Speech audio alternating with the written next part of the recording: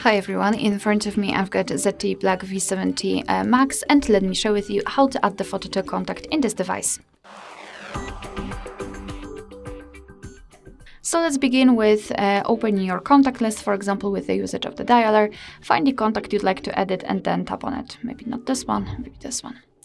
Now all we have to do is to tap on this edit icon, so the pencil icon, and this is what you will see after entering the contact without any photo assigned. So let's tap on add picture or simply tap on the circle, and basically here we've got different options, different sections. So here we can open the camera app and take a photo of someone who's right in front of you.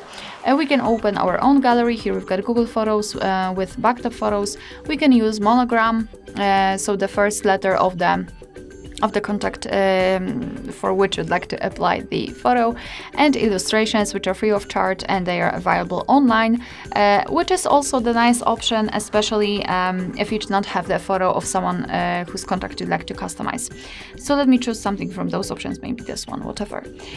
So here you've got also the preset, so you can change the colors of the photo. You can also crop the picture, which is available in all of those sections which I've previously described.